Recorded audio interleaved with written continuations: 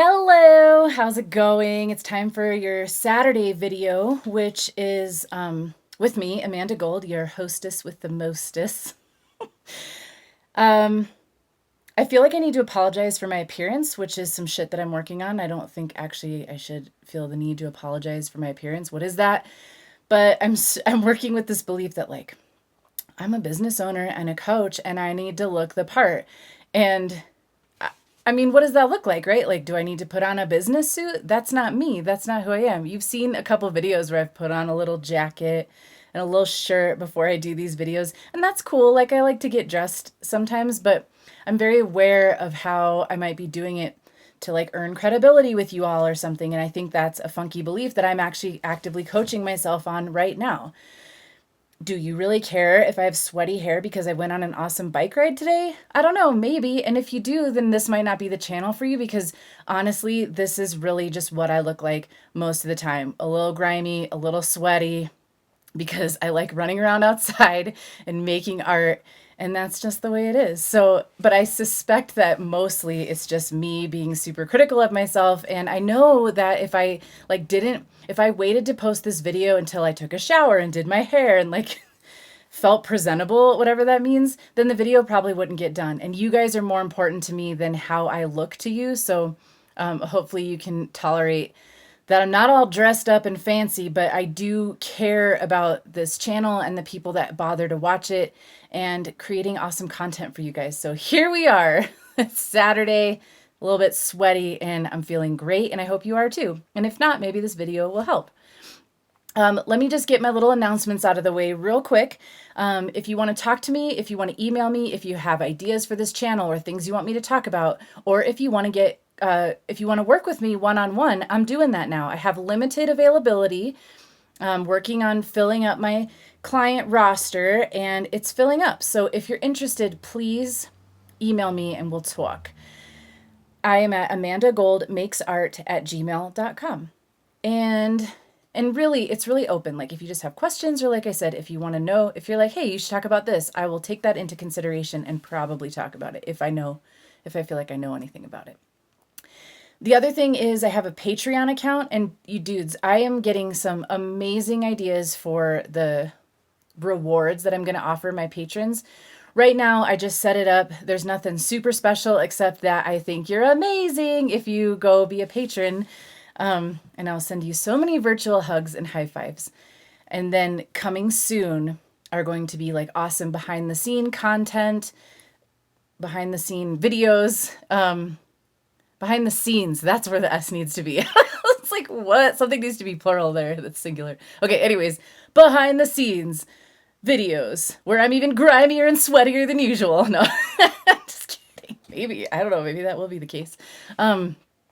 Fucking special classes that are just for Patreon supporters. So get stoked. I just talked to one of my friends. I don't want to say too much about it, but we've got some awesome ideas. She's a dancer and we're thinking about collaborating on some stuff involving art and music or movement and music too, probably. So check that out. I will post the link to my Patreon account. If you want to support this, it's so wildly appreciated. And I know that money is weird for a lot of people right now with the COVID-19. So if that isn't in your budget, if you're like, bitch, what are you talking about with the money thing? That's okay.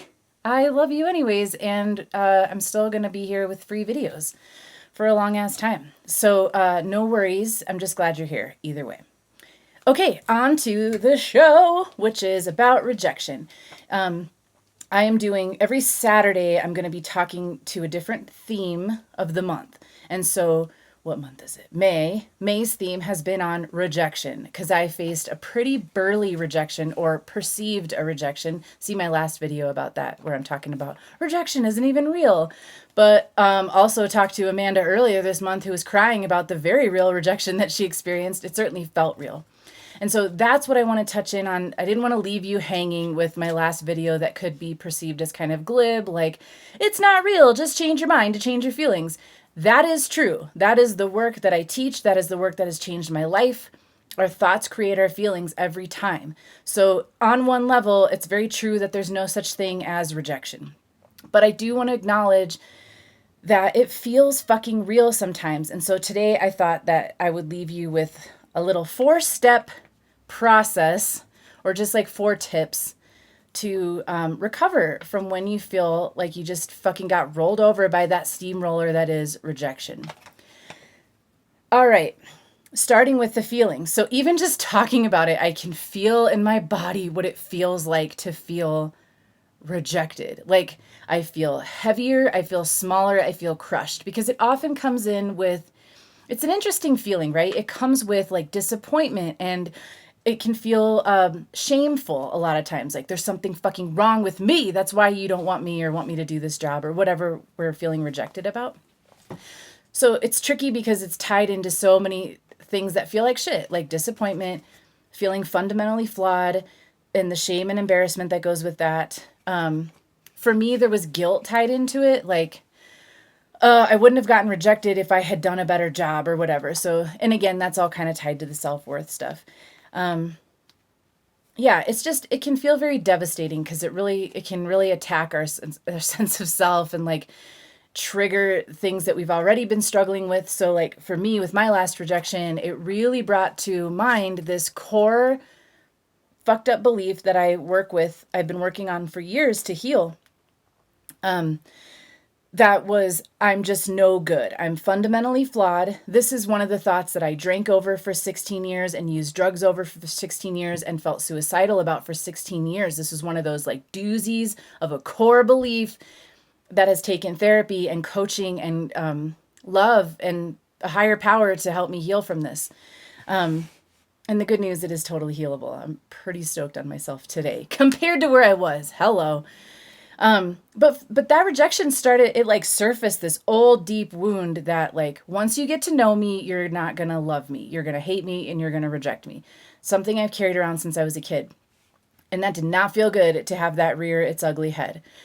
So my first tip for you in dealing with rejection, if you're feeling rejected, is to feel it all the way through. Now, this can feel counterintuitive, and I do not advocate any kind of wallowing or like indulging these ideas that you are a piece of shit, because you're not. Even if you feel like it, even if someone says it to your face, like, I am rejecting you because you're a piece of shit, it's still not true. And so I'm not saying like feel it, like just get in there and be like, it's true. What I am saying is like, let the shitty feelings be there. So for me, that looked like sitting with it and just allowing the painful feelings. Like it physically hurt my chest. My chest felt like it was being squozen.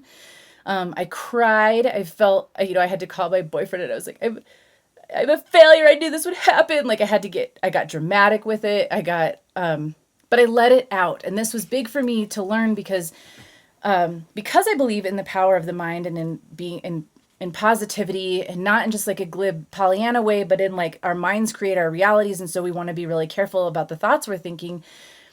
There was this element of like spiritual bypassing that I was prone to, which is where I just like, I don't want to feel like shit. So I'm just going to like get to the positive stuff. Like, it's okay. It's okay that happened. And it wasn't okay. And it felt like shit, but I didn't let myself feel those feelings. And also it was because I didn't know how to feel my feelings because I was like afraid of them. With coaching, I've learned how to sit with my feelings and allow them, and they pass much quicker. When I try to skip over them, pretend they're not there, or just like rush on to the next thing, that always bites me in the ass, and they grow, and then it ends up taking a lot more time to actually get over the thing. So I really recommend, a good way to do this is to set a timer, depending on how big the rejection is. Like if it was the ending of a long-term relationship, that hurts. That's going to take more time than like mine. It was a job that I lost in the beginning phases of the job. So I feel like I bounced back pretty quickly from that. At any rate, whatever it is, allow yourself, if it's something bigger, maybe give yourself a time each day to grieve and mourn. And because that's the other thing too, it feels like grief, right? Like rejection is the end of a possibility you were expecting or hoping for. And so maybe you need to allow yourself to grieve that doesn't exist for you anymore. Not in that form anyways. And for me with this last rejection, I set a timer and just let it come up, and I let myself cry for 15 minutes. And then when it was done, it's not that I repressed everything, but I just said, okay, like I dusted myself off and I moved on with my day. And there's just something about really designating a specific time to just feel whatever the fuck you need to feel that feels awesome. And also something about it having a time limit kind of keeps you from falling into like a despair around it, or if we're unwilling to feel our feelings because we're afraid they'll consume us, then having this time limit kind of keeps us feeling safer, I think, where it's like, it's okay, it's going to feel like shit, it's going to be big and heavy, but in 15 minutes I can go back to the rest of my day. So try that and just feel it, and like really pay attention to where it is in your body, and like send breath to that, and maybe visualize light going to that. It's just as if you had a little child who hurt themselves and needed to come sit in your lap and cry about it. You wouldn't try to like tell them to get over it. You wouldn't just say, keep riding your bike, it's fine, it's just a flesh wound. Like, no, you'd hold him and you'd let him cry, and then you'd be like, all right, let's go enjoy the rest of the day. So let yourself do that with yourself. Alrighty, I'm looking at the time. Sorry, this one might be a little bit longer, but probably no more than 20 minutes. Okay. And you're worth it. This is about healing rejection. It's good for you.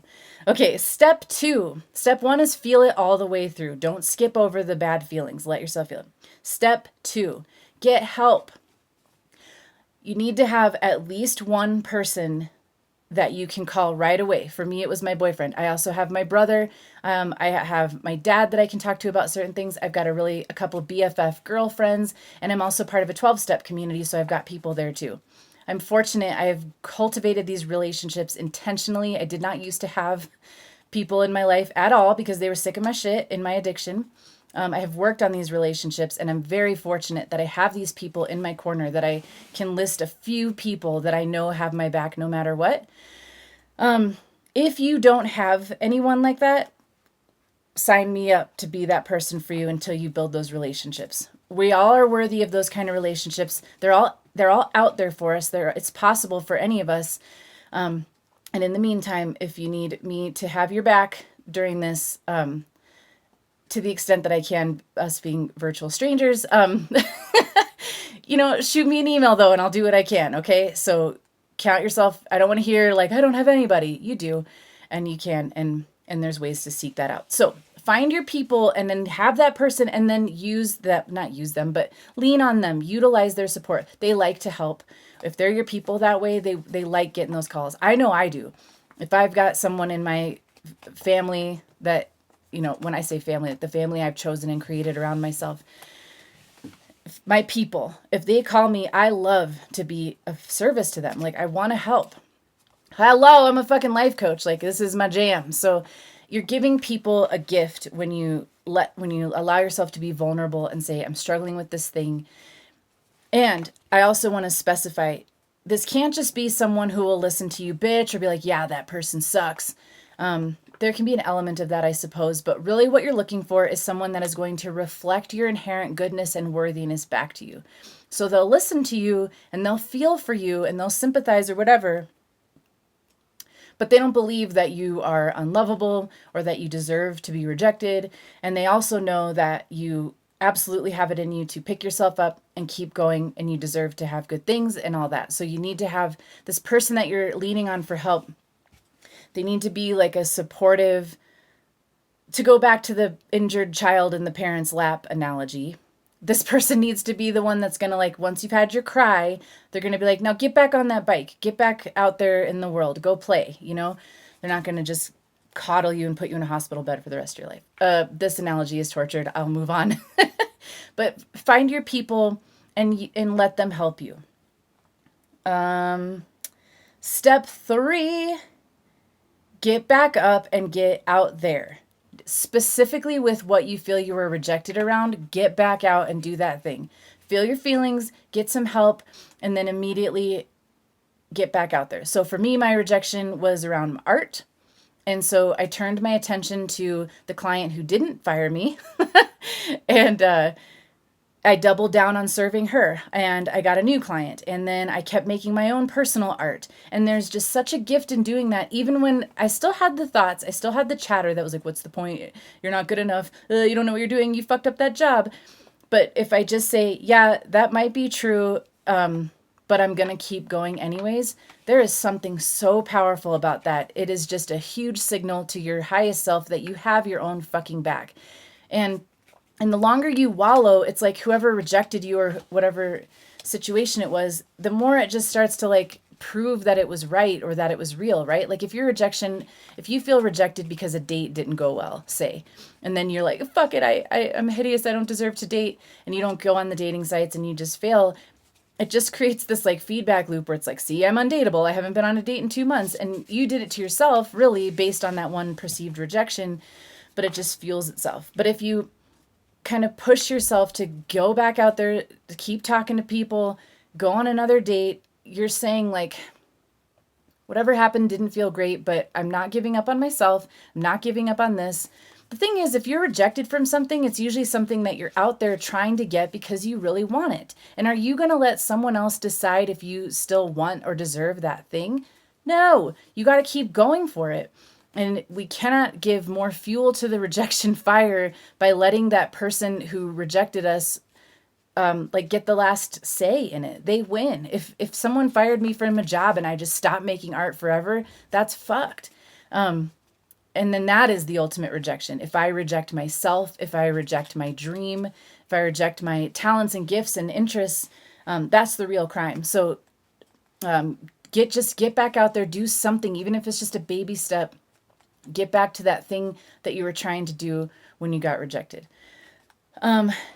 And this is for things that are obviously like when rejection comes with the territory but you are on your right path and this is what you're down to do. If you're like getting rejected over and over and over because like you're going after something that clearly isn't right for you, that's different. I'll make new videos about that kind of situation. But what I'm talking about is like when you're really going for something that you have the absolute right and passion and whatever for, you don't let a rejection stop you.